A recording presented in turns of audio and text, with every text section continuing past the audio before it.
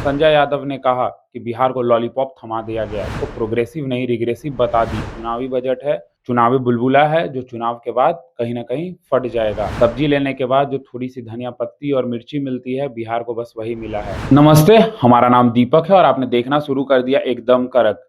Bihar budget 2025 को लेकर संजय यादव ने कहा कि बिहार को लॉलीपॉप थमा दिया गया। जी हाँ, राज्यसभा सांसद संजय यादव जो तेजस्वी यादव के करीब माने जाते हैं, उन्होंने कल सरकार का घेराव करते हुए कहा कि बिहार को लॉलीपॉप थमा दिया गया है।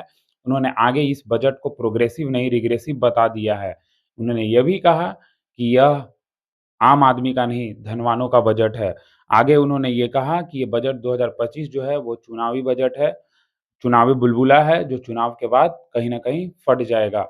आगे उन्होंने यह भी बोला कि जैसे आप सब्जी लेने जाते हैं तो साइड में धनिया पत्ती और मिर्ची दे दी जाती है, ठीक उसी प्रकार बिहार के साथ बिहार बजट 2025 में बिहार को कुछ भी नहीं मिला है। बस सब्जी लेने के बाद जो थोड़ी-सी धनिया पत्ती और मिर्ची मिलती है, बिहार को बस वही मिला है।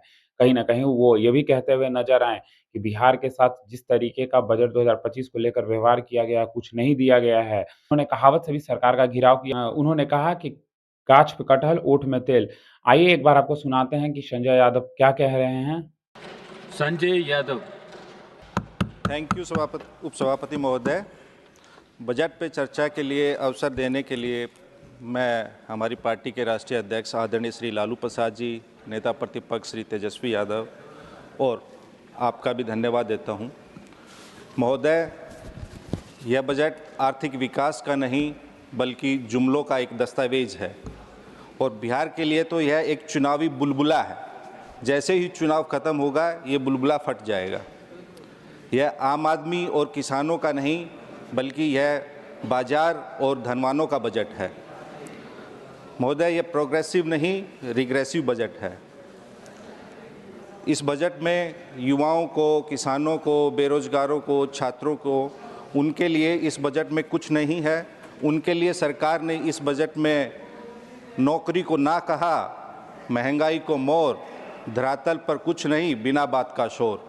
तो इस बजट में किसी के लिए कुछ नहीं है। अभी मैं सुन रहा था, हमारे उड़ीसा के साथी बोल रहे थे, बाकी इधर के भी साथी बोल रहे थे कि इस बजट में बिहार को बहुत कुछ मिला है। साथियों, यह सच्चाई नहीं है। बिहार को इस बजट में कुछ नहीं मिला। 2015 से वही घोषणाएं बार बार हो रही हैं। 1,65,000 करोड़ का माननीय प्रधानमंत्री ने 2015 में एक तरह से बोली लगाते हुए कहा था कि 1,65,000 करोड़ का। आप जितने भी पिछले 10 वर्ष के बजट उठा के देखिए, वही चीज़ रिपीट हो रही है।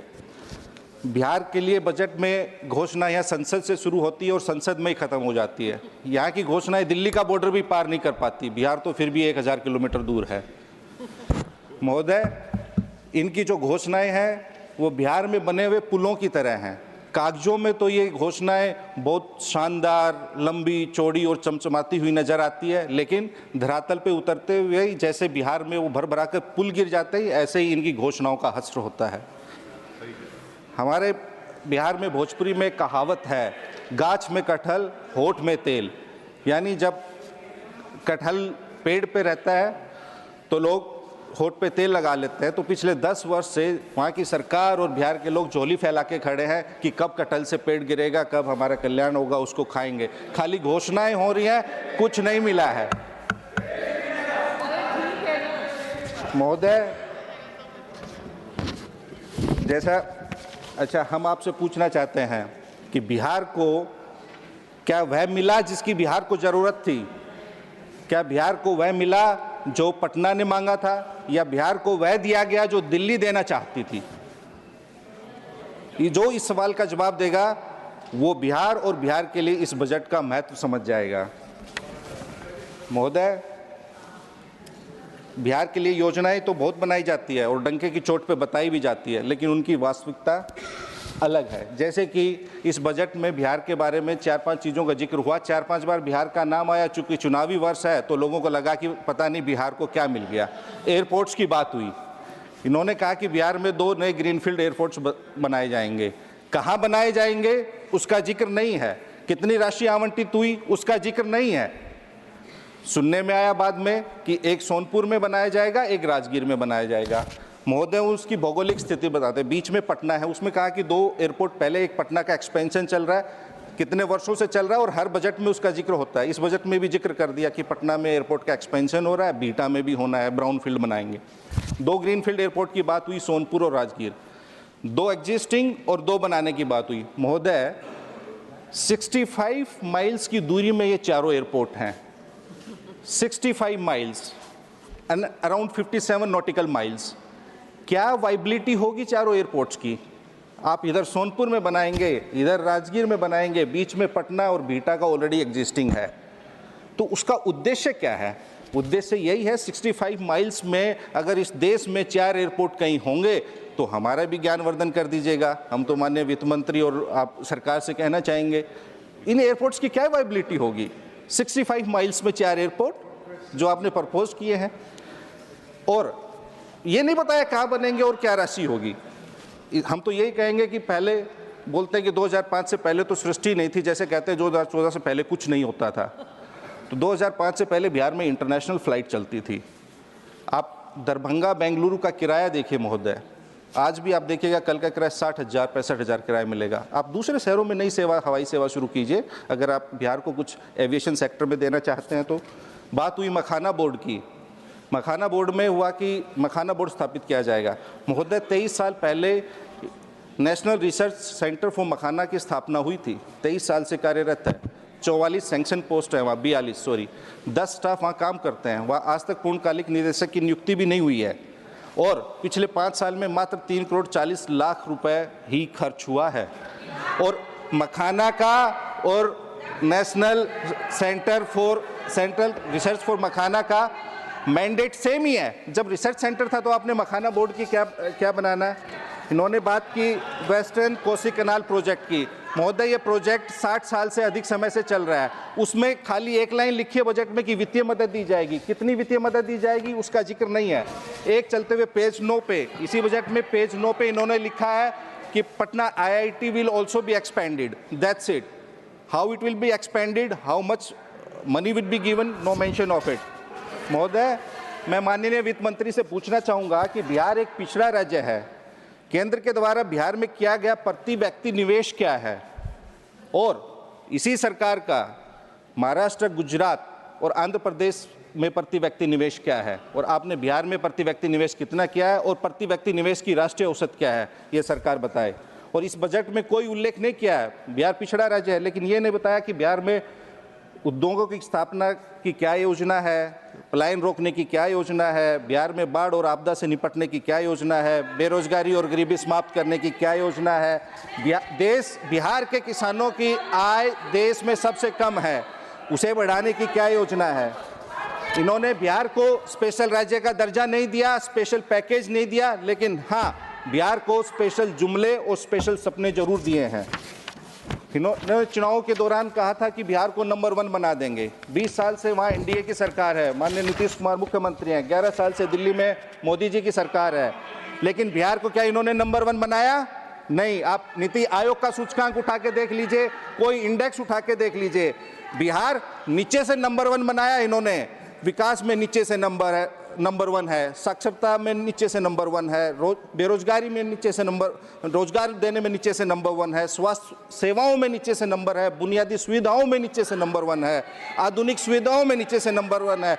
20 साल सरकार में है NDA वहाँ बिहार में, लेकिन हाँ बिहार को इन्होंने कुछ चीज़ों में नंबर 1 जरूर बनाया है। किन चीज़ों में नंबर 1 बनाया है? अपराध में नंबर 1 बनाया है, भ्रष्टाचार में नंबर 1 बनाया है, पेपर लीक में नंबर 1 बनाया है, बेरोजगारी में नंबर 1 बनाया है, पलायन में नंबर 1 बनाया है, नौकरी मांगने पर लाठी और डंडा चलाने और थप्पड़ मारने में नंबर 1 बनाया है, मल्टी डायमेंशनल पॉवर्टी में नंबर 1 बनाया है।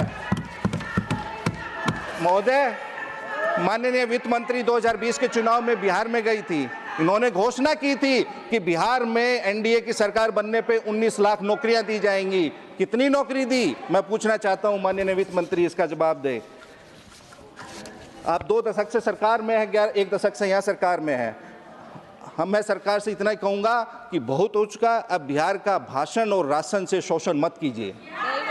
14 करोड़ बिहारवासी, युवा बिहार है, वो भी सपना देखना चाहता है। वो चाहता है कि बिहार नंबर 1 रहे।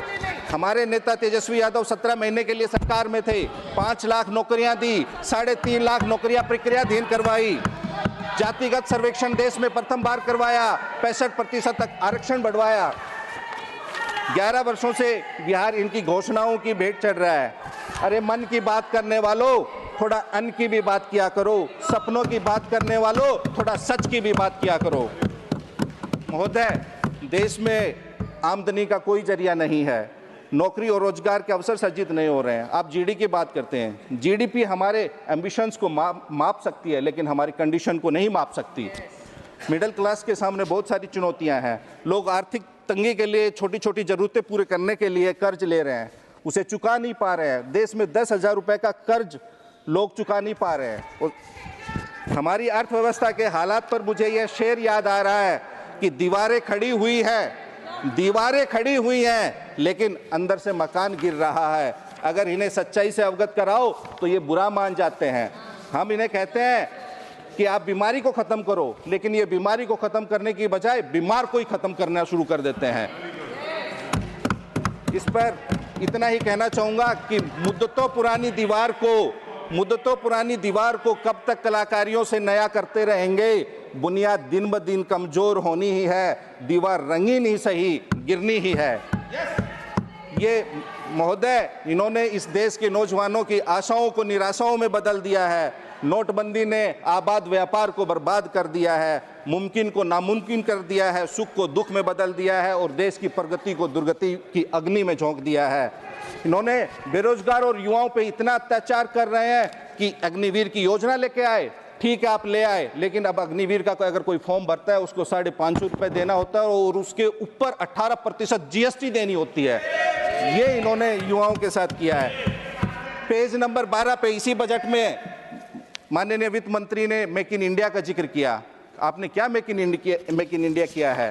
इन्होंने मेक इन इंडिया किया है, महंगाई में मेक इन इंडिया हुआ है, बेरोजगारी में मेक इन इंडिया हुआ है, गरीबी मेक इन इंडिया हुई है, पलायन मेक इन इंडिया, नफरत और घृणा का मेक इन इंडिया किया है इन्होंने।